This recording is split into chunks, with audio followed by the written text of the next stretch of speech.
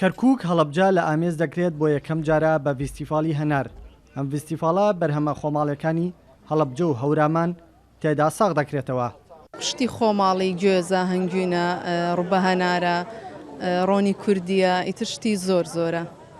بەڵێ بەڵێ بەڵێ خەڵکیش زۆر خۆشحاڵە چونکە یەکەم جارەکە فیستیڤاڵێکی لەم شێوەیە ئاوا ئەکرێتەوە. کەرکووکیش یەکەم جارە فیستیڤاڵێکی وای ئەکرێتەوە. خۆشمان یەکەم جارە بەشدار ئەبین لە کەرکووک. ئیتر ینی هەر فیستیڤاڵێک شتێک بکرێت ئێمە ئەچین.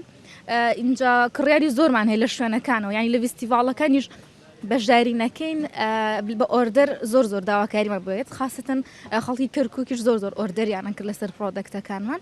ئیتر زیاتر حەزمان کرد بچین ڕوبۆڕوو لەگەڵ ئەوانیش پەیوەندیمان هەبێ ڕوبۆڕوو بمان ناسن و شتەکانمان لەلا بکڕن. والله هەر جارێ لە شارەی دەکەینەوە، ینی لە ئاکری کردمان لە هەولێر تەواومان کرد و پێمان باش بوو لێرەش بکەینەوە. ئیدی بارودۆخ سەختە، بارودۆخ باش نییە، بە حکمیەوەها باری دارایی کەس باش نییە، سەختە مان با لێرەش بکەینەوە بزانین لێرەکەوە.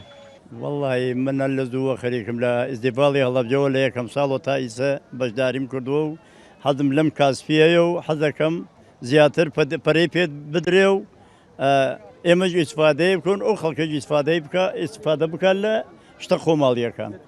لای هەڵەبجە و سلێمانی کراوە لە هەولێر. ئەیسە ژاتوین بۆ کەرکووک حەزەکەین زیاتر پەرەی پێ بدرێ بەرەو خواردتر بڕوە.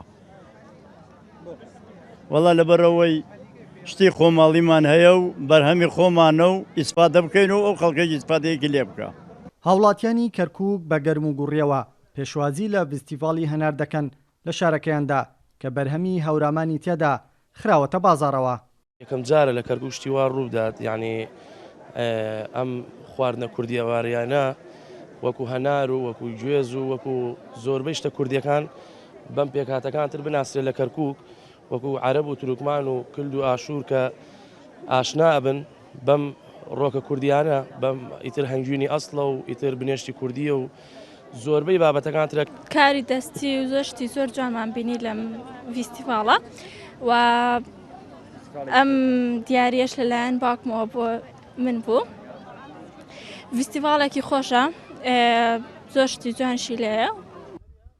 لە فیستیڤاڵی هەناری کەرکووک خاوەن ڕزەباخەکانی هەڵەبجە و هەورامان و خاوەنکاری دەستی ناوچەکانی هەورامان بە ماوەی چەند ڕۆژێک بەرهەمەکانیان لە شاری کەرکووک ساغ دەکەنەوە. کاروان حەبیب، کورتسات نیوز، کەرکووک.